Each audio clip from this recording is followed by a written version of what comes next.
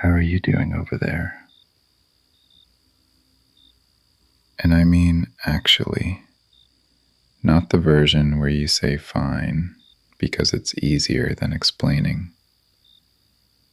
I'm looking at you, and I can see the exact quality of tired you are right now, which is the specific kind that sits behind the eyes and makes everything feel slightly further away than it should.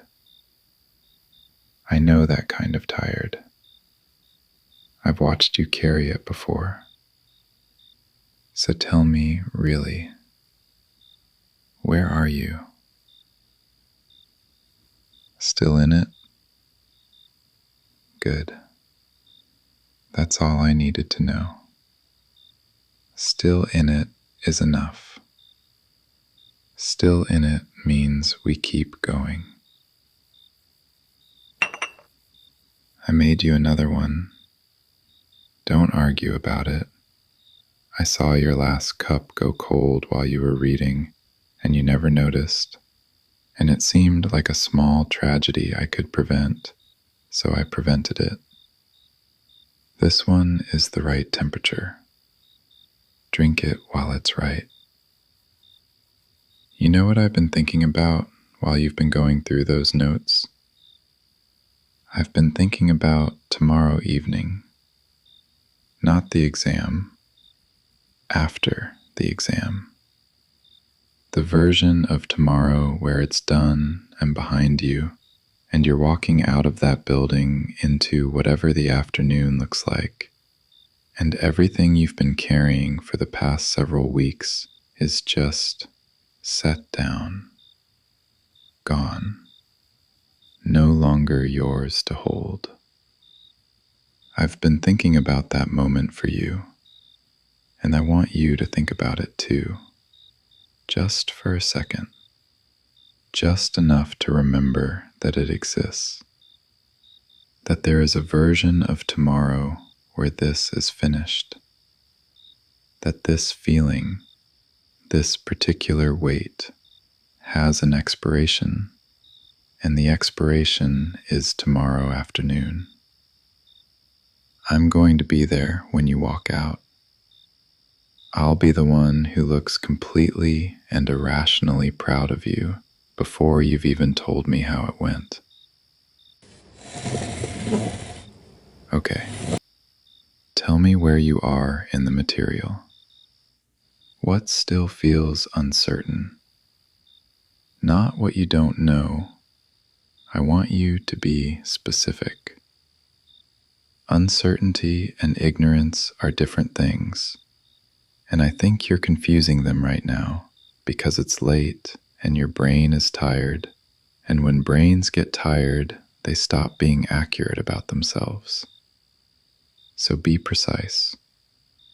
What specifically feels like it might slip? Walk me through it. I'm listening. Right, okay. So it's not that you don't understand it. You clearly understand it because you just explained it to me, clearly enough that I, a person with no background in this subject whatsoever, followed the logic. That means the information is in there. That means you know it. What you're worried about is access. Whether you'll be able to find it when you need it under pressure. Whether the exam conditions will make it feel far away. That's a different problem with a different solution. And I want you to hear that distinction clearly because it matters. Knowing and retrieving are two separate things. You have the first one completely. The second one is about state, about keeping yourself calm enough tomorrow to let the knowledge come forward naturally, which is exactly why we're going to spend the next part of tonight not cramming more in, but making sure the environment in your head is stable enough to work in. Sound reasonable? let's do something. I'm going to ask you questions, not to test you, not to trip you up, just to let you hear yourself answer. Because there is something that happens when you say knowledge out loud versus when it lives only in your head on a page. It becomes more yours when you say it. It has to find a path through your voice and out into the world, and something about that process roots it more deeply. It's the difference between recognizing a face and being able to describe it to someone. We're going to practice describing. And if you get something wrong, we figure it out together. No big response, no drama. Just, here's what it actually is, and we move on. Okay? Good. That one was completely right, by the way. You didn't pause, you didn't second guess it. It just came. That's what I mean about the knowing being there. Your brain went looking and found it immediately. Trust that. That's what tomorrow is going to look like. Your brain knows where things are. You've been building that map for weeks. Tell me this one next. And this time, I want you to notice something while you answer. I want you to notice that your voice sounds more certain than you think you feel. Because I've been watching you this past hour, and there's a disconnect between how unsure you feel internally and how clear and grounded you sound when you actually speak. Your anxiety is telling you a story about how little you know, but your voice keeps contradicting it. I'd like you to start believing your voice a little more. You're doing so well. I say that because I mean it, and not because it's what you want to hear. I have watched you work on this for weeks. I have watched you give evenings and weekends and early mornings to this subject. I have watched you read the same passages until they stopped being unfamiliar and started being understood. That work is in there. You don't leave that at the door when you walk into an exam room. That comes with you. You carry every hour you put in, and you walk in with all of it.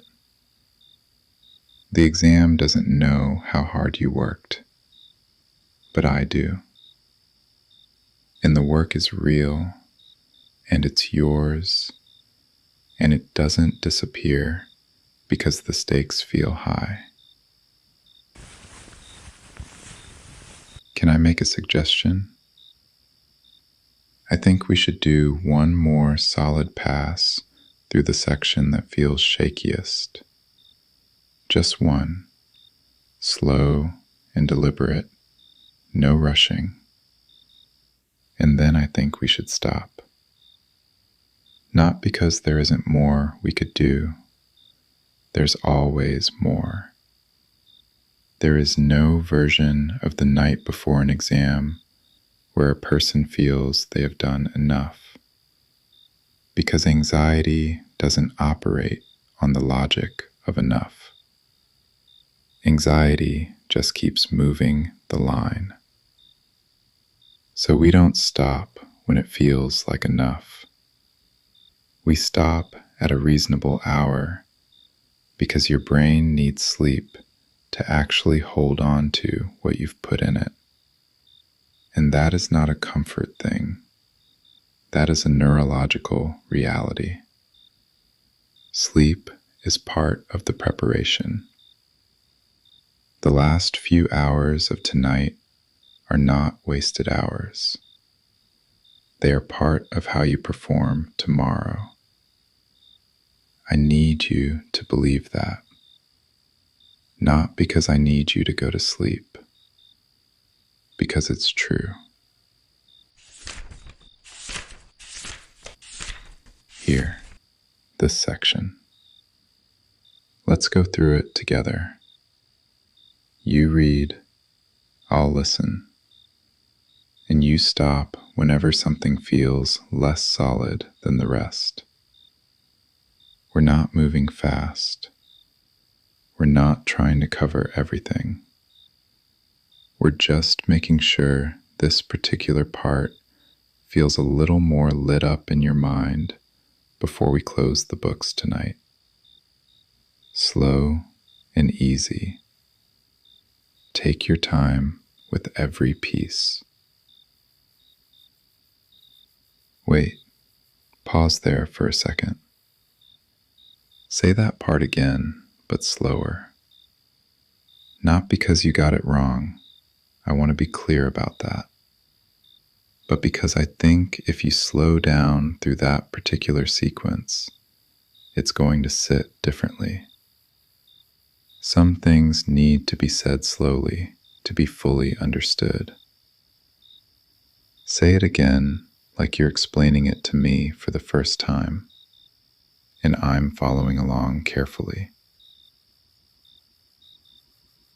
There. Did you feel that? Did you feel how it landed differently at that pace? That's the version that stays. That's the version that will be there tomorrow when you need it. Slow is how things become permanent. I'm marking that one as solid. That's a solid one now. We're building a collection of solids, and this is now in it. Count it. What time is it? Okay. Here's what we're going to do. We finish this section properly, no rushing, and then we close everything, all of it, closed. Because here's what I know about you and exams, which I have observed carefully over the time I've known you. You do not perform better for having stayed up past the point of usefulness. You perform better when you're rested enough for your mind to move freely through what you know. The information is in there. The job now is to let you sleep so that tomorrow your mind can actually move. I'm going to stay. I want you to know that. I'm not going anywhere tonight. I'll be here when you wake up, and I'll make you breakfast, and I'll sit with you while you have it, and I'll drive you there myself if you want me to. You are not doing tomorrow alone. You haven't been doing any of this alone. I've been here every late night in my own way, even when I wasn't physically in the room. And tomorrow is no different. But right now, I need you to do something for me. I need you to take 3 actual breaths, not the shallow ones you've been taking for the past hour, the real ones that go all the way down. I can tell from how you're sitting that you've been breathing like someone who's bracing for impact, and nothing is impacting you right now. You're safe in this room. Everything is okay in this room. Breathe like someone who is safe. There. There you are. I can see your shoulders from here. They went down a little, and that matters. That's your body remembering it's allowed to exist without maximum tension for a few minutes. You're going to be okay tomorrow. I want to say that clearly, and I want you to hear it as a statement of fact rather than encouragement. I'm not saying it to make you feel better. I'm saying it because I have watched you work, and I know what you're capable of. And I know the difference between someone who isn't ready and someone who is scared that they aren't ready. You are the second one. You are completely the second one. That's the last one for tonight. We're done with the books. They'll be here in the morning if you need a quick look before you go. But we're done for tonight, and that is the right call, and I'm making it because I love you, and sometimes love means closing the books. Come here, just for a minute. Just sit somewhere that isn't directly in front of all this material, and let your brain have a moment that isn't about the exam. You've given it everything it needs. Now give it a minute that belongs just to you. I'm proud of you. Before tomorrow happens, before you walk in and do the thing and walk out and we celebrate, I want to say it now, on this side of it. I'm proud of the weeks you put into this. I'm proud of tonight and how you kept going even when you were tired and scared and the material felt impossible. I'm proud of the person who sent me a message 3 weeks ago saying, I don't know if I can do this, and then proceeded to do it anyway, every single day, in every available hour. That person deserves to feel proud of herself before the grade, before the result, before anyone tells her how it went. You earned tomorrow. You've already earned it. Whatever happens in that room is just the ceremony. The work is already done, and it was extraordinary. Sleep when you're ready. I'll be right here. You've got this.